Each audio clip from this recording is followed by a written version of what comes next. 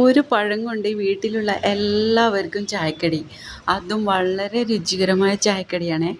എന്ന് നമുക്ക് വീഡിയോയിലേക്ക് എടുക്കാം. ഇതിലേക്ക് ഞാനൊരു നേന്ത്രപ്പഴമാണ് എടുത്തത്. നമുക്കിത് ചെറിയ പീസാക്കിയിട്ട് നമുക്കിതൊന്ന് പുഴുങ്ങിയെടുക്കണം. ആവിയിൽ വേവിച്ചെടുത്താൽ മതിയേ. നമുക്കിതുപോലെ കട്ട് ചെയ്തെടുക്കാം. അഥവാ പഴുത്ത പഴമായാലും പ്രശ്നമില്ല, ഏത് പഴമാണെങ്കിലും നിങ്ങൾക്ക് എടുക്കാം. നമുക്കിതുപോലെ ഒരു ഇഡ്ഡലി ചെമ്പിലിട്ടിട്ട് ഒന്ന് ആവി കൊള്ളിച്ചെടുക്കാം. കുറച്ച് സമയം വേവിച്ചെടുക്കാം. അതിനുശേഷം നമുക്കൊരു പാത്രം എടുത്തിട്ട് ഇതിലേക്ക് മധുരത്തിന് ആവശ്യമുള്ള വെള്ളം നമുക്കൊന്ന് ഉരുക്കിയെടുക്കാം. പിന്നെ ഞാൻ അരമുറി തേങ്ങ, ഒരു കുറച്ച് 1/2 ടീസ്പൂൺ ഏലക്കായും ചേർത്ത് വെച്ചിട്ട് ഒരു പാൻ വെച്ചതിന് ശേഷം 2 സ്പൂൺ മിൽമ നെയ്യാണ്. ഇനി നമ്മൾ തേങ്ങയും ഏലക്കായും ഇതിലേക്ക് ഇട്ട് കൊടുക്കാം. ഇനി ഇതുപോലെ വഴറ്റിയതിന് ശേഷം നമ്മുടെ വെള്ളം ഉരുക്കിയത് നമുക്കിതിലേക്ക് ചേർത്ത് കൊടുക്കാം.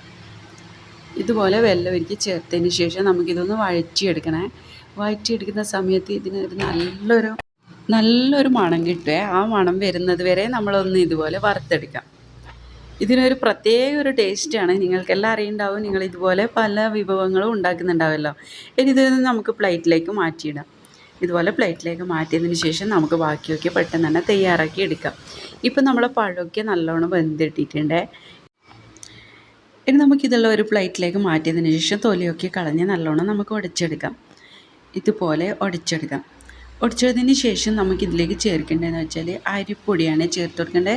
അത് നമ്മുടെ പഴത്തിനനുസരിച്ച് അരിപ്പൊടിയാണ് ചേർത്ത് കൊടുക്കേണ്ടത്. പിന്നെ ഇതിലേക്ക് ആവശ്യത്തിന് ഉപ്പ് ചേർത്ത് കൊടുക്കാം. ഇനി ഇത് നമുക്ക് നന്നായിട്ട് കുഴച്ചെടുക്കാം. ഈ കുഴച്ചെടുക്കുന്ന സമയത്ത് ഇനി നമുക്ക് പൊടി ആവശ്യമുണ്ടെങ്കിൽ കുറച്ച് കൂടി പൊടി ഇട്ട് കൊടുക്കാം. അല്ലെങ്കിൽ പൊടിയിട്ട സമയത്ത് വെള്ളത്തിന് ആവശ്യമുണ്ടെങ്കിൽ 1 സ്പൂണ് വെള്ളം ഒഴിച്ച് കൊടുക്കാം. ആവശ്യത്തിനനുസരിച്ച് ചേർത്ത് നന്നായിട്ട് കുഴച്ചെടുക്കാം. ഇതുപോലെ നല്ലോണം കുഴച്ചെടുത്തതിന് ശേഷം നമുക്കിത് 2 ബോൾസാക്കി എടുക്കാം. നല്ലോണം ഇതുപോലെ ഒന്നും കൂടി നമുക്ക് കുഴച്ചെടുക്കാം. അതിനുശേഷം ഇത് 2 ബോൾസാക്കിയിട്ടാണ് എടുക്കേണ്ടത്.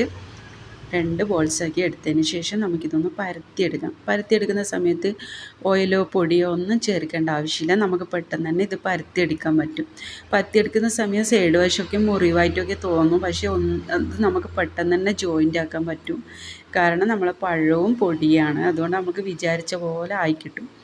അങ്ങനെ ഇത് പരത്തിയെടുത്തതിന് ശേഷം അധികം നേർത്തുമല്ല അധികം തടിയല്ലാത്ത രൂപത്തിലാണ് പരത്തിയെടുക്കേണ്ടത്. ഈ വീഡിയോയിൽ കാണുന്നത് പോലെ നിങ്ങൾക്ക് പരത്തിയെടുക്കാം. ഇനി നമുക്ക് അടുത്തതും കൂടി നമുക്കിതുപോലെ തന്നെ പരത്തിയെടുക്കാം. രണ്ടും ഇതുപോലെ പരത്തിയെടുത്തതിന് ശേഷം നമുക്ക് സൈഡ് വശമൊക്കെ ഒന്ന് ഫിനിഷ് ചെയ്ത് കൊടുക്കാം. ഇതുപോലെ നമുക്ക് മുറിവൊക്കെ പറ്റിയാൽ നമുക്ക് തന്നെ ഒട്ടിക്കാനും ഫിനിഷ് ചെയ്യാനും എല്ലാം പറ്റും. അതിനുശേഷം നമ്മൾ റെഡിയാക്കി വെച്ച ഫില്ലിങ്സ് നമുക്ക് ഇതിലേക്ക് ഇട്ട് കൊടുക്കാം. ഇതിൽ നമുക്ക് നിറച്ചിലിട്ട് കൊടുക്കാം. അത്രയും നല്ല ടേസ്റ്റാണ്. എന്തായാലും നിങ്ങളൊന്ന് ട്രൈ ചെയ്ത് നോക്കണേ. ഇത് സംഭവം അത്രയും പൊളിയാണ്. ഇനി ഇത് മൊത്തത്തിൽ നമുക്ക് ഇട്ട് കൊടുക്കാം. മൊത്തത്തിൽ ഇട്ട് കൊടുത്തതിന് ശേഷം നമുക്കിതൊന്ന് നമ്മൾ നേരത്തെ പരത്തി ഒന്ന് നമ്മൾ മാറ്റി വെച്ചിട്ടില്ലേ, ആ മാറ്റി വെച്ചുകൊണ്ട് നമുക്കിത് മൂടിക്കൊടുക്കാം. ഇതുപോലെയാണ് മൂടിക്കൊടുക്കേണ്ടത്. ഇതുപോലെ ചെയ്തതിന് ശേഷം നമുക്ക് സൈഡ് വശമെല്ലാം ഒന്ന് ഒട്ടിച്ചു കൊടുക്കാം. ഇതുപോലെ ഒട്ടിച്ചു കൊടുക്കാം. നല്ലോണം ഒട്ടിച്ചു കൊടുക്കണേ. ഇത് ഇളകി പോകുന്നുള്ള ഭയമൊന്നും വേണ്ട, ഒന്നും ആവില്ല. എല്ലാം നമ്മൾ വിചാരിച്ച പോലെ തന്നെ ആയി കിട്ടും. എല്ലാം ഇതുപോലെ ഒട്ടിച്ചതിന് ശേഷം നമുക്ക് സൈഡ് വശമെല്ലാം നമുക്ക് വേണമെങ്കിൽ ഒന്ന് ഫിനിഷ് എല്ലാം ചെയ്ത് കൊടുക്കാം. നമുക്കിതാ പെട്ടെന്ന് തന്നെ എടുക്കാനൊക്കെ പറ്റി. അടിവശം ഒന്നും ഒട്ടിപ്പിടിക്കുകയോ ഒന്നും ആയിട്ടില്ല. കണ്ട ഇതുപോലെ നമുക്ക് ആയി കിട്ടും കേട്ടോ. ഇനി നമുക്ക് ഒരു ഇഡ്ഡലി ചെമ്പിൽ തന്നെയാണ് ഇത് ആവി കൊള്ളിച്ചെടുക്കേണ്ടത്. ഇഡ്ഡലി ചെമ്പിൽ നമുക്ക് ആദ്യം കുറച്ച് മിൽമ നെയ്യ് ഇതുപോലെ പുരട്ടി കൊടുക്കാം. മിൽമ നെയ്യ് പുരട്ടിയതിന് ശേഷം നമുക്ക് ഈ മാവ് ഇതിലേക്ക് വെച്ച് കൊടുക്കാം. ഇതുപോലെ പുരട്ടിയതിന് ശേഷമാണ് നമുക്ക് ഇതുപോലെ വെച്ചതിന് ശേഷം 15-20 മിനിറ്റാണ് ഇതിൻ്റെ കറക്റ്റ് ടൈം. നിങ്ങൾ തന്നെ അടച്ച് വെച്ചതിന് ശേഷം ഒരു 15-20 മിനിറ്റ് നമുക്ക് വേവിച്ചെടുക്കാം. ഇപ്പം ഞാൻ 15 മിനിറ്റ് കൊണ്ട് തന്നെ എൻ്റെത് ആയി കിട്ടിയിട്ടുണ്ട്. ഞാൻ തൊട്ട് നോക്കുമ്പോൾ നല്ലോണം ആയി കിട്ടിയിട്ടുണ്ട്.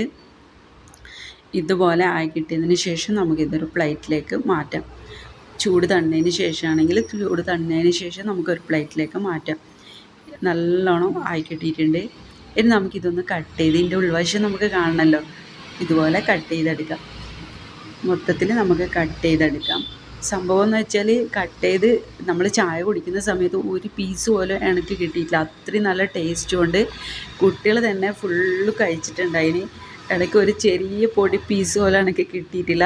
കുട്ടികൾ പറഞ്ഞാൽ അത്രയും അടിപൊളി എന്നാണ് പറഞ്ഞത്. എന്തായാലും ഒന്ന് ട്രൈ ചെയ്തൊക്കെ.